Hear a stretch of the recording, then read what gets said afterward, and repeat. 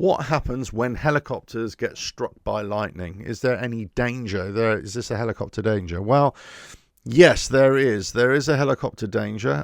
It really depends. I mean, it's one of those things where, as a helicopter, you really don't know if you're going to get struck by lightning. Will that affect the structural integrity of the main rotor blades? Where is it? Where are you being struck on the fuselage? Can it cause any kind of electrical issue in flight? Will it overcharge the fuselage itself? Will that affect the occupants?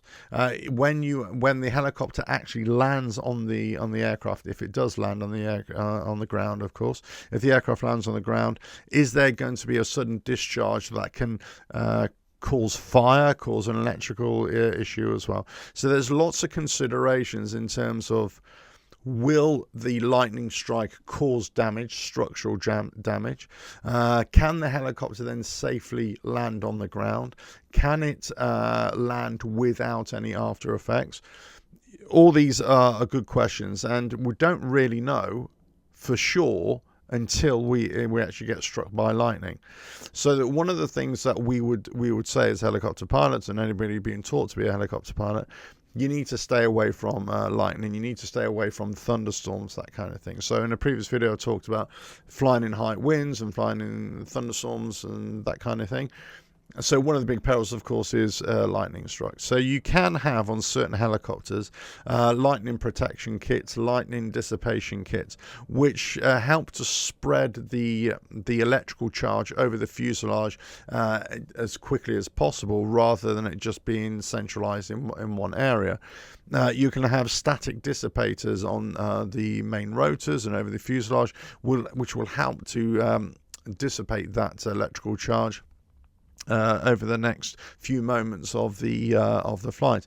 But essentially, you're going to have a charged helicopter, and yes, once you get onto ground, that could cause all sorts of issues. But in flight, that could also cause in-flight fires and everything. And this is on top of any potential structural damage to the blades, or certainly to the tail boom, for example, or the tail rotor. So it really depends where the helicopter is struck by lightning, what kind of lightning it is, and how it will affect the occupants. Now, usually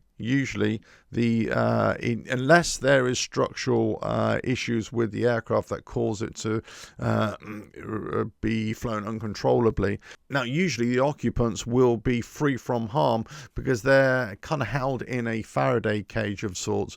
So the occupants themselves won't be charged, or shouldn't be charged by the lightning bolt, as it were. But if you're asking me, do I want to test this theory, then I would say absolutely not. Do not even think about trying to test this theory. Just stay away from lightning. We stay away from thunderstorms as much as possible. Certainly lightning, that's one of those things where we would not. You would find on many airfields, for example, let's say if there's thunderstorms and lightning over the airfield, they will suspend operations. Let's say they'll suspend fueling, that kind of thing. So it's one of those things. It's very serious, and it's one of the things that you don't really want to mess with. But can helicopters get struck by lightning? Yes, they can. But the best order of the day here is avoidance at all times. Avoid flying near areas of thunderstorms. Avoid flying where there's lightning. And yeah, it is a very real danger to helicopters to sustain helicopter flight. One of the things is, say if you can make a landing as soon as being struck by lightning, especially if you haven't got any damage to the fuselage, that's the best thing to do. If you like what I do here, keep on watching the videos, and I'll catch you again. Bye now.